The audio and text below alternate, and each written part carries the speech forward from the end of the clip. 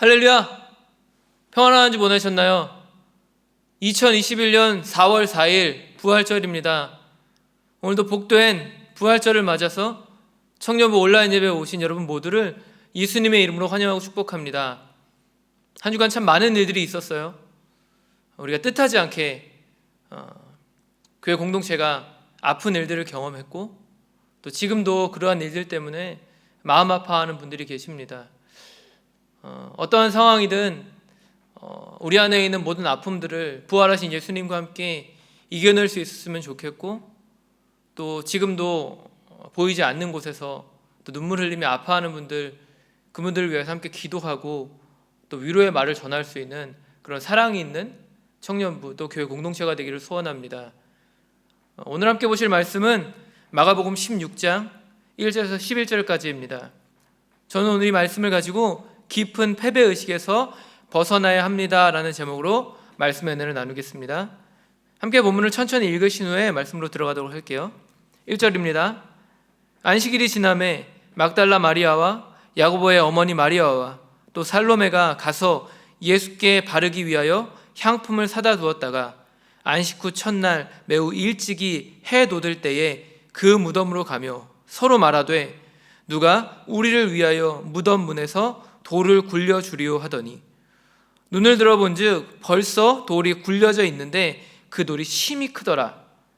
무덤에 들어가서 흰 옷을 입은 한 청년이 우편에 앉은 것을 보고 놀라매 청년이 이르되 놀라지 말라. 너희가 십자가에 못 박히신 나사렛 예수를 찾는구나. 그가 살아나셨고 여기 계시지 아니하니라.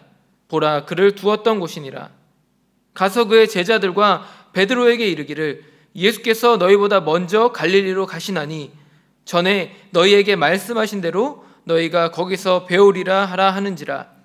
여자들이 몹시 놀라 떨며 나와 무덤에서 도망하고 무서워하여 아무에게 아무 말도 하지 못하더라. 예수께서 안식 후 첫날 이른 아침에 살아나신 후 전에 7 귀신을 쫓아내어 주신 막달라 마리아에게 먼저 보이시니 마리아가 가서 예수와 함께 하던 사람들이 슬퍼하며 울고 있는 중에 이 일을 알림해 그들은 예수께서 살아나셨다는 것과 마리아에게 보이셨다는 것을 듣고도 믿지 아니하니라. 아멘. 여러분은 혹시 저니라는 락밴드에 대해서 들어보신 적 있으신가요? 아마 대부분의 분들은 이 밴드를 잘 모르실 거예요. 물론 음악을 들으면은 이 노래였구나라고 아시겠지만 이 팀을 우리가 모를 수밖에 없는 게 지금으로부터 약 40년 전 1980년대에 전성기를 누렸던 밴드이기 때문입니다. 그런데 제가 여러분에게 갑자기 밴드에 대해서 이야기하는 이유는요, 이 팀의 네 번째 보컬이었던 아넬 피네다라는 사람에 대해서 이야기하기 위해서예요. 1973년도에 처음 결성된 이 전이라는 밴드는요, 스티븐 페리라는 전설적인 보컬로 인해서 그 당시 엄청난 인기를 구가합니다. 그러나 이후 이제 스티븐 페리가 솔로로 전향하게 돼요. 그러면서 1987년도에 이 팀이 해체를 하게 됩니다. 이후에 2차례에 걸쳐서 새로운 보컬을 영입해서 팀이 재기를 노렸으나 그렇게 음반 시장에 큰 반향을 일으키지 못했고요.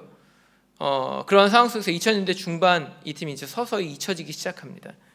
그런데 이러한 과정 속에서 이 팀의 리더였던 닐 쇼니라는 사람이 한 가지 중대한 결정을 내리게 되는데요. 그게 무엇이었냐면은 당시 미국 락밴드에서는 단 한 번도 허용되지 않았던 아시아계의 보컬을 영입하게 됐다라는 거예요. 이 아넬 피네다라는 사람이 필리핀계 사람인데 그런 미국에서는 한 번도 있지 않았던 좀 파격적인 그런 일들을 이 팀의 리더가 진행하기 시작합니다. 그런데 여기에 한 가지 재미난 에피소드가 담겨져 있어요. 사실 아넬 피네다라는 이 사람은 그 당시만 해도 필리핀에 있는 작은 술집에서 이 저니의 노래를 부르던 그런 모창 가수였다고 합니다. 그런데 어떻게 그가 지구 반대편에 있는 미국 땅에서 이제 인기를 끌고 있는 저니라는 밴드의 보컬이 될 수 있었을까요? 그건 바로 그 당시 이제 술집을 드나들던 사람 중에 이 아넬 피네다의 노래를 너무나 좋아했던 한 사람이 있는데 그 사람이 유튜브에 정기적으로 그 사람이 노래 부르는 영상을 올렸기 때문이에요. 2007년 당시에 닐 쇼니 그 새로운 보컬을 영입하기 위해서 엄청난 노력을 기울입니다. 오디션도 많이 보고 여러 방면을 통해 사람들을 소개받고 그래서 많은 사람들을 만났는데 만날 때마다 사람들이 이렇게 마음에 들지 않는 거예요. 그러다가 하다 안 되니까 이 사람이 유튜브에 들어가서 그 자신의 팀 저니의 노래를 커버한 그런 사람들의 영상을 다 하나하나 찾아보기 시작해요. 그러다가 우연치 않게 필리핀 작은 술집에서 노래를 부르던 아넬 피네다의 모습을 보게 되고 충격을 받습니다. 그리고 그를 영입하기 위해 수소문 끝에 그에게 이제 이메일을 보내게 돼요. 그런데 재밌는 것은요, 이 아넬 피네다가 닐 쇼의 이메일을 받고 나서 그 사실을 믿지 않았다라는 거예요. 어떻게 나 같은 사람한테 이렇게 보컬이 돼달라고 이야기할 수 있겠어라는 그런 생각을 가지고 그 닐 쇼는 여러 차례 메일을 보냈는데 메일 자체를 열어보지도 않았다라고요. 뭐 말도 안 되는 이야기로 생각한 거고 사기라고 생각했을 수도 있을 것 같아요. 그 정도로 그 사실을 믿지 않았다고 합니다. 그런데 결국 닐 쇼니 수소문 끝에 이 사람의 전화번호를 알아내고 직접 통화를 한 이후에 비행기 티켓을 보내서 이 사람을 미국으로 초청하게 돼요. 그리고 간단한 오디션 끝에 그 사람이 이제 저니의 네 번째 보컬이 되는 겁니다. 그런데 놀라운 것은요, 이러한 과정을 통해서 이 저니라는 밴드가 잊혀졌던 밴드가 두 번째 전성기를 시작하게 됐다라는 거예요. 필리핀 촌동네에 있는 허름한 술집에서 노래를 부르던 모창 가수가 한순간에 전 세계를 흔들어 놓는 락밴드의 보컬이 됐다라는 것이죠. 그 잊혀졌던 밴드를 부활시킨 일을 했다라는 거예요. 그런데 저는 이 이야기를 들으면서 한 가지 이런 생각을 해봤어요. 만약 당시 아넬 피네다가 끝까지 닐 쇼의 말을 믿지 않았다면 어떤 일이 일어났을까? 여러분은 어떻게 생각하세요? 닐 쇼의 메일을 끝까지 읽지 않았다면, 전화통화를 하고 나서도 그의 말을 믿지 않았다면, 아니 그 이전에 그 아넬 피네다의 술집을 찾아갔던 팬이 그 사람이 노래 부르는 영상을 유튜브에 올리지 않았다면 그들의 인생이 어떻게 바뀌었을지 여러분 상상이 되세요?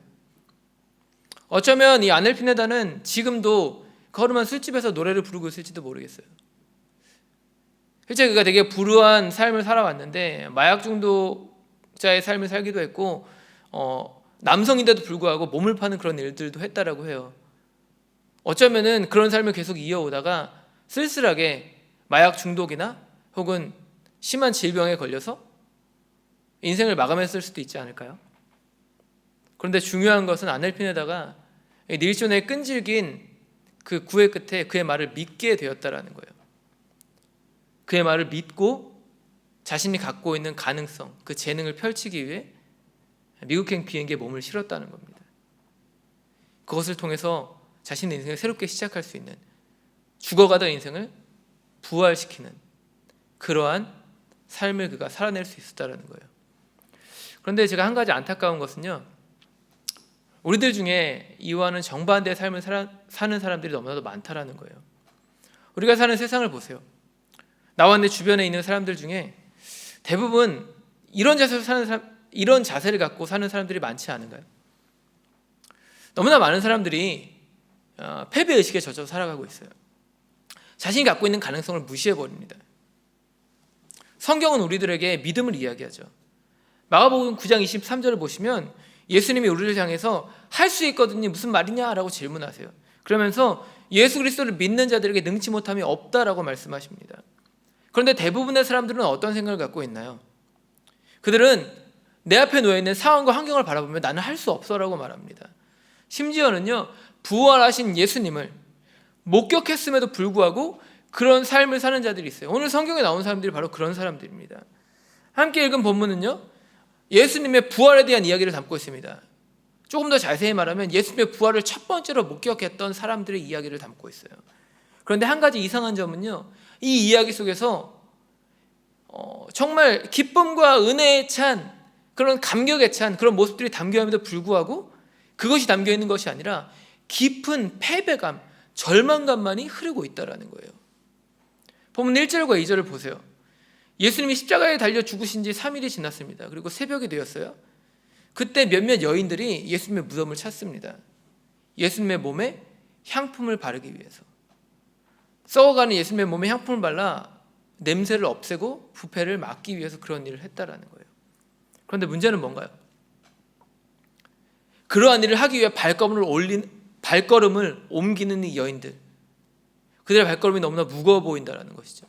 이미 패배의식에 젖어 있었다는 것을 볼 수 있어요. 3절을 보세요. 그들은 지금 예수님의 무덤을 향해 가면 이런 말을 합니다. 서로 말하되 누가 우리를 위하여 무덤 문에서 돌을 굴려주리요 하더니. 여러분, 이게 무슨 말인가요? 당시 그들은 왜 이런 고민을 한 겁니까?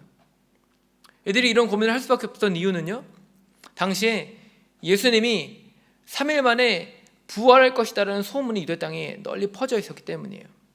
예수님은 공생의 기간 중 자신이 십자가 달려 죽으시고 3일 만에 부활하실 것이라는 사실을 제자들에게 수없이 많이 말씀하셨어요. 그런데 당시 이 유대 종교 지도자들은요, 이러한 일이 거짓으로 꾸며질 수 있을 것이라는 생각을 했던 것 같습니다.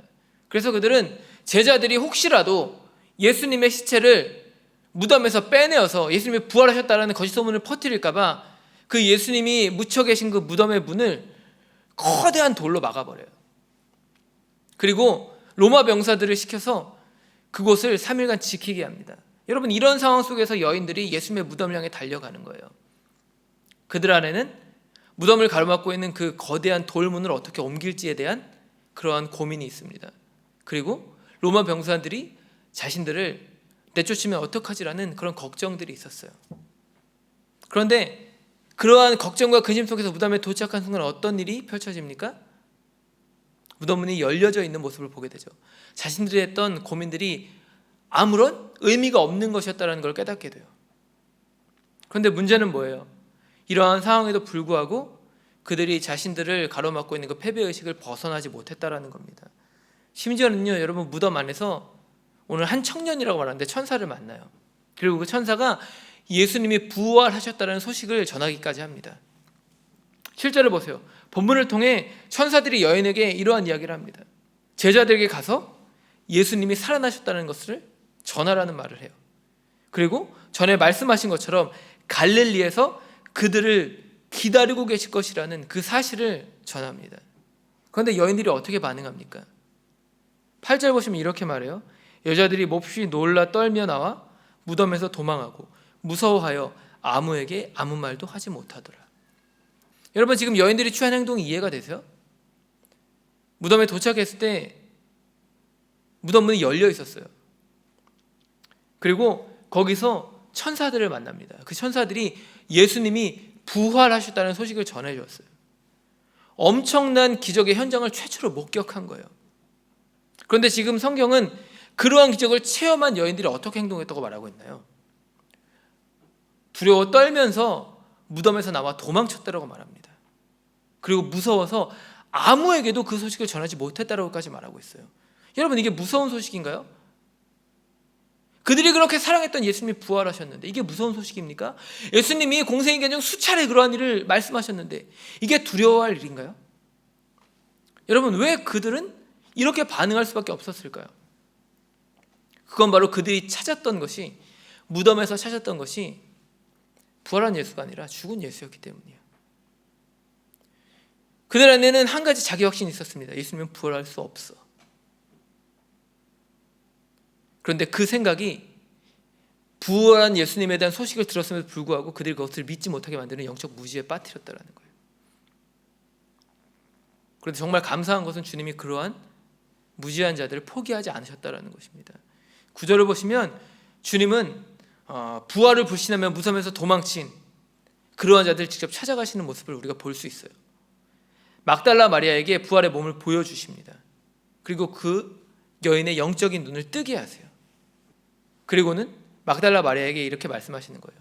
네가 가서 베드로와 제자들에게 나를 보았고 부활한 나를 보았고 갈릴리에서 다시 만나자고 했다라는 그 소식을 네가 전해라. 이 말씀을 하시는 거죠.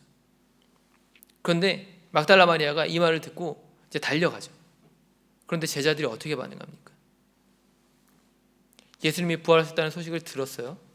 그리고 막달라 마리아가 직접 봤다라는 소식도 들었습니다. 그런데 제자들은 믿지 않아요.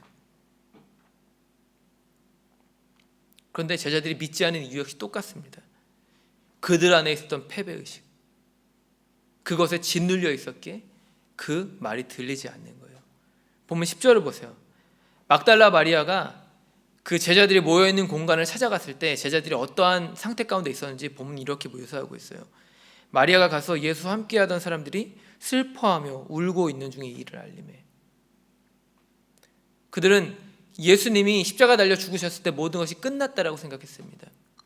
예수님이 이전에 공생의 기간 중에 그들에게 하셨던 말씀, 그 예언의 말씀들을 그들은 믿지 않았어요. 전혀 들어오지 않는 거예요. 현실만을 바라보며 이제 다 끝났구나라는 생각으로 모든 걸 포기해버렸다는 거예요. 11절에 보시면 제자들의 반응을 이렇게 말하고 있어요. 그들은 예수께서 살아나셨다는 것과 마리아에게 보이셨다는 것을 듣고도 믿지 아니하니라. 여러분, 패배의식에 젖어 사는 것이 왜 저주일까요? 그건 바로 그 패배의식이 우리의 영적인 감각을 다 잃어버리게 만들기 때문이에요. 눈으로 보고 귀로 듣고 온몸으로 체험한 것들, 그러한 것들을 다 부정하게 만들어버린다는 것이죠. 예수님 제자들을 보세요. 깊은 패배의식으로 인해 예수님이 3년 반 동안 그들에게 가르쳤던 것들, 그것들을 다 잊어버립니다. 예수님과 함께한 3년 반이라는 시간을 다 부정해버려요.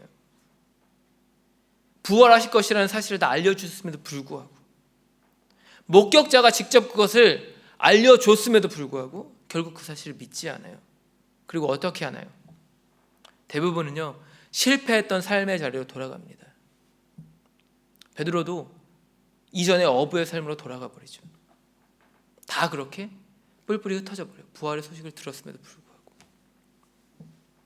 너무나 안타까운 거예요.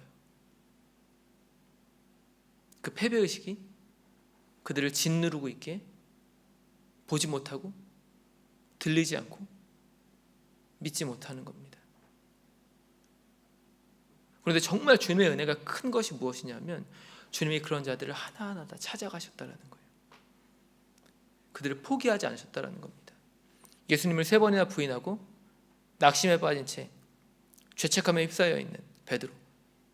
그러나 어떠한 것도 선택할 수가 없어서 이전에 자신이 살아왔던 어부의 삶으로 돌아가 그렇게 처량하게 물고기를 잡고 있었던 베드로를 찾아가세요. 그리고 그를 회복시키시죠. 이게 예수님이 우리에게 주신 은혜라는 거예요. 여러분, 그러므로 오늘 우리를 짓누르고 있는 패배의식이 있다면 여러분 그것으로부터 벗어나셔야 해요. 예수님이 그걸 원하신다라는 겁니다. 여러분, 1년 넘게 코로나 바이러스가 우리를 짓누르고 있습니다. 2021년에도 여러분 부활절 함께 모여 예배드릴 수 없다는 사실이 제 마음을 너무 아프게 해요. 함께 할 수 없는 현실들, 일주일간 락다운이 되어서 함께 얼굴을 보며 예배 주사 드릴 수 없는 현실이 저를 너무 낙심시킵니다. 여러분은 어떤가요? 코로나로 인해 다가온 우리들의 삶에 있는 여러 가지 문제들, 경제적인 문제들, 환경적인 문제들, 또 이번 한 주간 코로나로 인해 얼마나 많은 아픔이 있었습니까? 안타깝게 세상을 떠나신 분들, 그의 가족들. 그런데 여러분, 그렇다고 해서 우리 이 상황에 짓눌려 있을 필요는 없습니다. 그 패배의식에 젖어 살면 안 된다는 거예요. 왜? 주님이 우리를 포기하지 않으시기 때문이에요. 주님이 여전히 이러한 중에도 우리를 위해 일하고 계시기 때문에, 하나님의 구원의 역사를 만들어가고 계시기 때문에 우리가 계속 엎드려 있어서는 안 된다는 겁니다. 여러분, 3일간 깊은 무덤에 안치되어 있었던 그 예수님을 생각해 보세요. 부활을 믿지 않는 자들에게는 모든 것이 끝난 거예요. 예수님의 제자들조차도 다 끝났다라고 생각합니다. 그런데 여러분, 예수님은 그 죽음을 통해서도 일하고 계셨어요.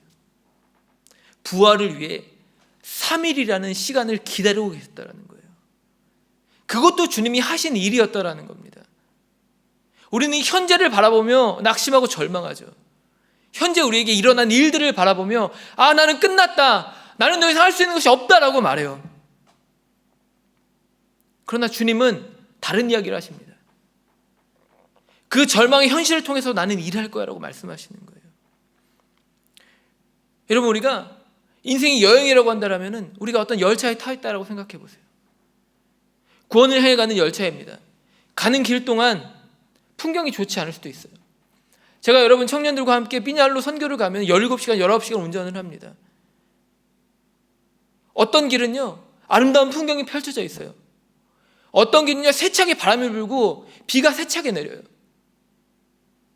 각각의 풍경이 달라요. 그러나 그렇다고 해서 그 다른 풍경 앞에, 그 어두운 풍경 앞에 섰을 때 멈춰 설 수 있습니까? 아니요, 멈춰 서면 안 돼요. 왜? 거기가 목적지가 아니기 때문이에요. 그게 끝이 아니기 때문이에요. 반드시 주님이 예비하신 그 목적지로 인도하실 것이기 때문에 멈춰 설 수 없다라는 거예요. 가는 길 가운데 창문 밖의 풍경이 좋지 않을 수도 있어요. 비가 내리고 어둠이 짙게 깔릴 수도 있습니다. 그러나 여러분 걱정하지 마세요. 과정이에요. 결과가 아니에요. 종착역이 아니라는 겁니다. 지나가는 풍경에 불과해요. 그 풍경이 지나가고 나면, 종착지에 도착하고 나면 다른 일들이 펼쳐져요. 예수님이 부활하셨듯이 우리도 부활의 영광을 덧입게 되는 그날이 올 거예요. 그러니까 여러분, 오늘 우리 앞에 놓인 현실을 바라보며 낙심하지 마세요. 절망하지 마세요. 하나님은 이 부활, 이 고난의 현실을 통해서 일하고 계십니다. 시편 121편 4절을 보세요. 주님 이렇게 말씀하십니다. 이스라엘을 지키시는 분은 졸지도 않으시고 주무시지도 않으신다. 여러분, 예수님은 한순간도 멈추지 않으시고 우리를 위해서 일하세요. 오늘 본문 가운데 다시 한번 말씀하시는 것이 무엇입니까? 요한복음 5장 17절 보시면 주님이 이렇게 말씀하십니다. 그러나 예수께서는 그들에게 말씀하셨다. 내 아버지께서 이제까지 일하고 계시니 나도 일한다. 하나님은 자신의 구원의 역사를 단 한순간도 멈추신 적이 없으십니다. 하나님이 멈추지 않으셨기에 예수님도 멈추지 않으셨어요. 여러분, 그렇다면 우리는 어떻습니까? 우리가 스스로 멈추지 않는 한 우리를 향한 구원의 역사는 멈출 수 없어요. 하나님의 계획은 언제나 ING입니다. 현재 진행형이에요. 지금 이 순간에도 일하고 계시다라는 거예요. 여러분, 그러므로 2021년 부활절을 맞아 함께 드리는 이 예배를 통해 예수님의 마음이 무엇인지를 헤아려 보세요. 무덤가에 나와 죽은 예수를 찾고 있는 그 여인들처럼 여러분 이 세상을 살아가시겠습니까? 천사가 와서 부활을 알렸음에도 불구하고 두려워 떨며 이런 일은 일어날 수 없어라고 생각하며 도망치는 그런 인생을 사시겠습니까? 그렇게 여러분, 우리 앞에 주어져 있는 눈에 보이는 현실 가운데 갇혀서 패배의식에 젖어서 사시겠습니까? 아니요, 그럴 수 없습니다. 주님 우리 가운데 말씀하십니다. 일어나라. 일어나 나와 함께 걸어가자. 주님이 그 깊은 무덤문을 뚫고 부활의 영광으로 다시 살아나셨다라면 우리도 다시 살아날 줄로 믿습니다. 여러분, 그러므로 한 주간의 삶 속에서 예수님의 부활을 묵상하세요. 그 부활을 통해서 나도 다시 살아날 것을 기대하세요. 나도 다시 회복될 것을 기대하세요. 회복된 나를 통하여서 이 땅 회복되어지고 나의 가정이, 나의 일터가, 내가 살아가는 모든 것이 회복되어질 것을 여러분 기대함으로 살아가세요. 하나님 여러분을 사용하실 것이고 패배의식을 벗어버리고 믿음으로 주님의 손을 붙잡는 자들에게 그러한 주님의 영광의 은혜를 베푸실 줄 믿습니다. 그러면 이번 주 한 주간 그 부활의 영광을 붙잡고 하루하루 삶이 힘들고 어려울지라도 인내하며 주님이 약속하신 그때를 기다리며 한 걸음 한 걸음 천국을 향해 담대하게 걸어 나아가는 승리를 취하는 저와 여러분이 되시기를 예수님의 이름으로 축복합니다. 기도하겠습니다. 하나님, 오늘도 부활절을 맞아 함께 예배드리게 해주시고 말씀을 전하게 하심에 감사드립니다. 우리들의 삶이 때로는 주님을 잃어버리고 주님을 따라가지 못하는 그런 삶을 살 때가 있습니다. 예수님이 우리 가운데 주셨던 수많은 은혜들, 그런 수많은 체험들을 다 뒤로한 채 현실이라는 우리 앞에 놓여있는 그 상황에 짓눌려서 패배의식에 젖어서 살아갈 때가 있습니다. 그러나 주님, 그 순간에 주님이 우리 가운데 말씀하실 때에 그 말씀을 붙잡을 수 있는 지혜를 우리 가운데 허락하여 주시옵소서. 부활의 주님이 말씀하십니다. 이것이 끝이 아니다.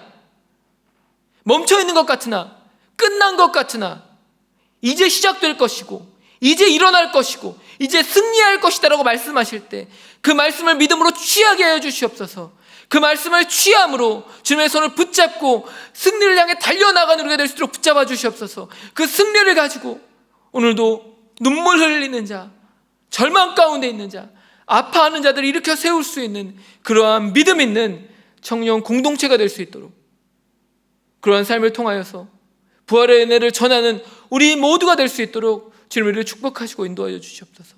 그렇게 주님이 우리를 일으키시고 우리의 삶에 역사하실 것을 믿고 의지하며 오늘도 우리를 구원하신, 살아 역사하시는 우리의 창조자여 구원자 되신 나사렛 예수 그리스도의 이름으로 감사하며 간절히 기도드렸습니다. 아멘.